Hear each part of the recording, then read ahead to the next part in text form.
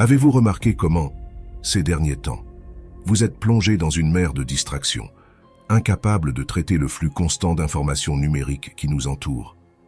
Vous avez l'impression que votre capacité de concentration est obscurcie par une sorte de brouillard qui assombrit votre esprit.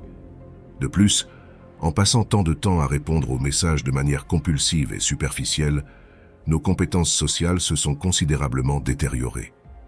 Nous sommes devenus socialement handicapés. Comme le disait le philosophe stoïcien Sénèque, parler beaucoup et sans mesure est un signe de folie. Car si les choses étaient bien dites, elles seraient dites une seule fois. Certains utilisent la parole comme un bouclier pour cacher leurs insécurités, tandis que d'autres regrettent ce qu'ils ont dit quelques instants après l'avoir partagé.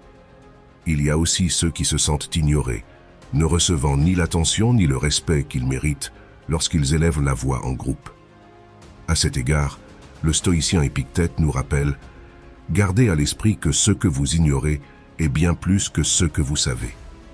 Aborder ces deux problèmes séparément serait déjà un défi en soi, mais grâce à la philosophie stoïcienne, il existe une grande solution qui traite les deux problèmes simultanément. Le silence.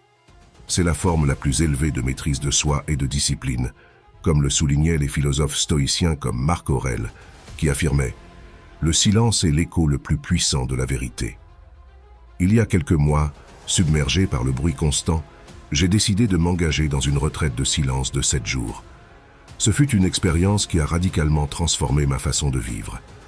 Pendant ce temps, j'ai continué mes activités quotidiennes habituelles. J'ai travaillé, fait du sport, fait les courses, etc. Tout cela sans prononcer un seul mot, ou du moins j'ai essayé avec humilité. Dans la vidéo d'aujourd'hui, j'aimerais partager mon expérience d'une semaine complète de silence, ainsi que les réflexions des philosophes stoïciens et des grands penseurs qui ont souligné l'importance du silence. Comment quelque chose d'aussi simple que s'abstenir de parler peut transformer nos vies. Mais avant de commencer, je vous serais très reconnaissant si vous pouviez aimer cette vidéo, car cela m'aiderait à faire connaître cette philosophie à davantage de personnes. Si vous ne voulez manquer aucune vidéo, abonnez-vous et activez les notifications. Commençons par la première utilité du silence, qui est précisément le silence, l'outil parfait pour améliorer nos relations sociales. Comme le disait Sénèque, écoutez beaucoup et parlez peu. Ne vous précipitez pas pour donner vos propres opinions et ne sous-estimez pas celles des autres. La nature, l'univers et la vie elle-même nous ont donné 2 oreilles et une bouche. Léonard de Vinci nous a légué une sagesse intemporelle. Apprenez à écouter et parlez moins. En d'autres termes, nous devrions consacrer plus de temps et d'efforts à écouter les autres qu'à parler nous-mêmes. Cela signifie qu'en prêtant une attention particulière à ce que disent les autres, nous pouvons mieux comprendre leurs pensées, sentiments et perspectives. Vous avez sûrement déjà entendu le dicton « Vous êtes maître de ce que vous gardez pour vous et esclave de ce que vous dites ». Tout comme les huîtres s'ouvrent sous la pleine lune, révélant leur intérieur au crabe, celui qui parle trop s'expose, se mettant entre les mains de l'auditeur.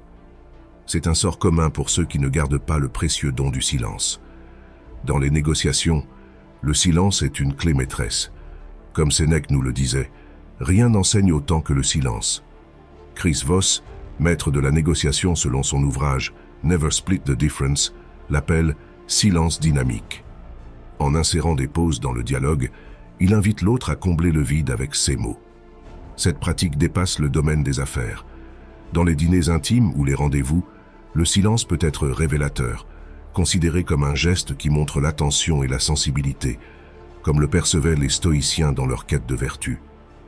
Épictète accordait au silence sa propre loi, conseillant de ne pas donner plus que nécessaire, car la langue humaine, si elle n'est pas contrôlée, peut devenir une bête incontrôlable qui cause des dommages. Le silence, dans son essence la plus profonde, est un art qui va au-delà de la fermeture de la bouche. Il nécessite de calmer l'esprit, une compétence de plus en plus insaisissable dans notre société actuelle. Trop souvent, nous sommes impatients de parler sans prendre le temps d'écouter ou de réfléchir à ce que nous allons dire.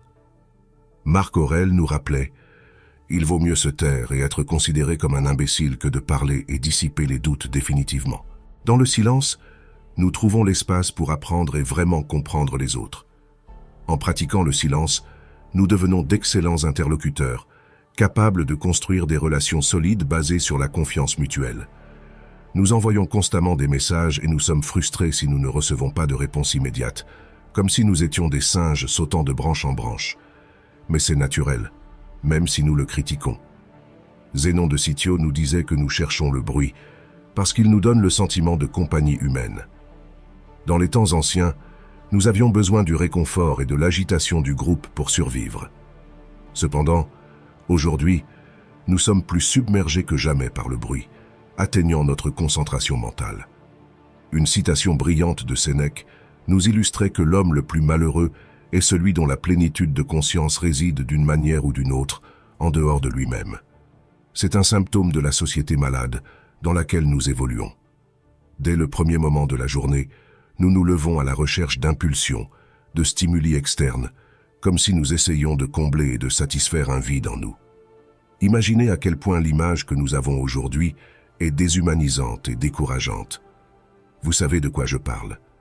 La première chose que nous faisons en nous réveillant est de prendre notre téléphone portable, de regarder les réseaux sociaux malsains et de suivre les histoires des autres sans même nous regarder dans le miroir.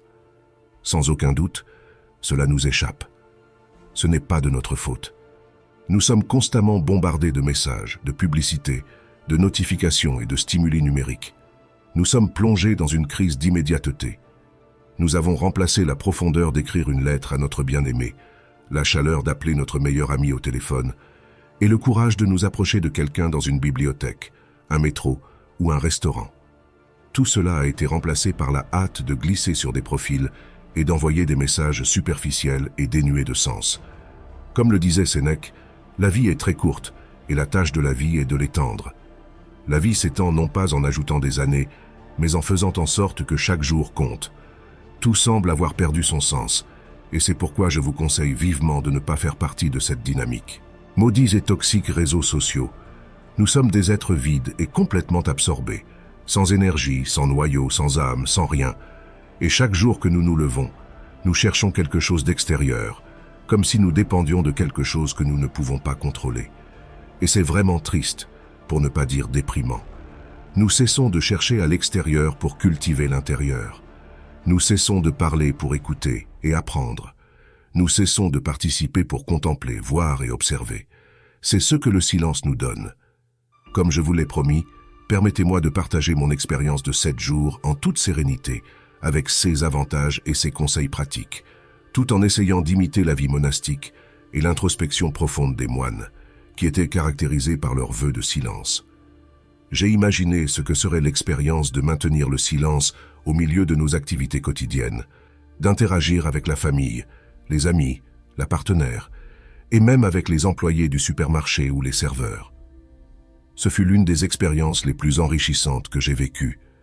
Bien que je doive avouer que quelques mots m'ont échappé, c'était beaucoup plus difficile que je ne l'imaginais. En particulier, la communication avec ma partenaire, mes parents et d'autres personnes dans des situations ordinaires est devenue compliquée, comme on pouvait s'y attendre, car communiquer en silence est assez compliqué. Cependant, cela m'a apporté une grande quantité d'apprentissage. Pour moi, le silence est devenu une expérience extraordinaire que je répéterai sûrement. Pourquoi ? Parce que j'ai ressenti une augmentation notable de ma concentration et de mon focus. Toute forme d'anxiété, de frustration ou de préoccupation pour le passé ou l'avenir s'est simplement dissipée.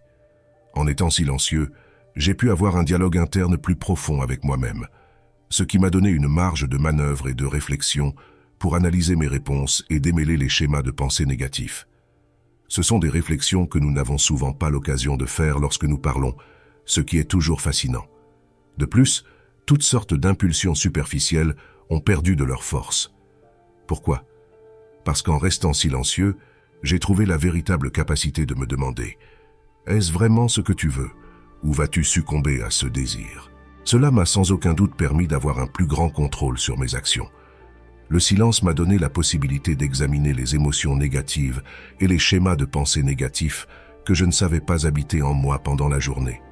C'était un dialogue interne avec mon subconscient qui parfois peut tendre à nous tromper. Vous pensez que vous n'avez pas ces schémas jusqu'à ce que vous cessiez de parler et que vous soyez beaucoup plus conscient dans ce profond moment de réflexion. C'est là que vous pouvez vraiment vous transformer. Je n'ai jamais atteint cette profondeur d'introspection, même dans mes pratiques de méditation les plus intenses. Comme Sénèque nous le disait, une vie sans réflexion ne vaut pas la peine d'être vécue.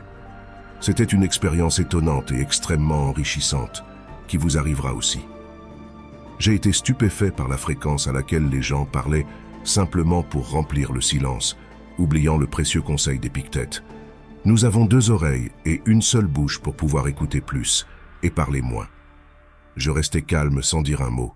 Je souriais simplement et hochais la tête, suivant le chemin de la sérénité proposé par Marc Aurèle qui disait « Rappelez-vous que les hommes ne sont pas influencés par des discours persuasifs, mais par ceux qu'ils ressentent en vous écoutant. » Sans avoir besoin de fouiller, j'ai laissé les mots couler autour de moi. Si vous renforcez l'écoute active et posez des questions et encore des questions, en donnant libre cours à votre curiosité d'apprendre, le puissant acte de se taire, d'accepter simplement et de sourire à n'importe quel dialogue, comme l'enseignait Socrate, la vraie sagesse est de reconnaître à propre ignorance. Les mots coulaient et coulaient sans cesse pendant que je restais silencieux, sans donner de réponse. C'était vraiment extraordinaire et incroyablement gratifiant à voir. Cela est dû au fait que vous renforcez votre intellect et votre richesse mentale tout en apprenant à vous écouter vous-même et à agir avec toutes vos capacités, grâce à la dichotomie du contrôle stoïcien. Nous vivons dans une société où, en raison de nos circonstances, qu'elles soient professionnelles, personnelles ou familiales, nous n'avons pas le temps de réfléchir et par conséquent d'organiser notre pensée. C'est finalement un précieux outil que nous offre le pouvoir du silence. Une chose curieuse mais vraie est que vous remarquerez que vous n'aurez presque pas besoin d'utiliser des notes ou des applications mobiles pour noter de petites choses que vous oubliez auparavant. De sorte que votre lucidité mentale, grâce au silence, sera considérablement augmentée. Je vous encourage tous à vivre cette expérience et à la pratiquer chaque jour. Comment? Pourquoi ne pas consacrer des minutes, des heures, voire des blocs de temps complets au silence total, sans prononcer un seul mot, par exemple avant de se coucher? Je vous inviterai également à chercher des passe-temps qui vous plongent dans le silence, que ce soit quelque chose d'aussi simple que de faire des puzzles ou de peindre des mandalas. Vous remarquerez comment, dans votre vie quotidienne, votre ton de voix était très élevé et grâce au silence, il sera beaucoup plus posé, calme et clair. Vous transmettez des messages plus directs et clairs à vos auditeurs, alors qu'auparavant vous pourriez parler pour parler, parfois sans sens. Mais cela ne s'arrête pas là. Vous remarquerez que les autres vous prêtent encore plus d'attention qu'avant, car vous capterez sans aucun doute leur intérêt. Si vous pouvez vous soumettre à un vœu de silence, vous ne perdrez rien. Ce sera simplement une autre occasion de vous découvrir. Comme le disait Marc Aurèle, ne vous efforcez pas de faire en sorte que les autres pensent comme vous. Concentrez-vous sur le fait de penser comme vous. Quelles habitudes mettez-vous en pratique pour y parvenir? Y a-t-il quelque chose qui vous empêche de le mettre en pratique? J'attends votre réponse dans les commentaires. Si vous avez aimé ce contenu précieux, n'oubliez pas de vous abonner, de mettre un pouce vers le haut, de laisser un commentaire sur les sujets qui pourraient vous intéresser et de le partager avec quelqu'un qui pourrait bénéficier de ces enseignements. Je vous laisse également 2 vidéos qui pourraient vous intéresser. À bientôt dans la prochaine vidéo.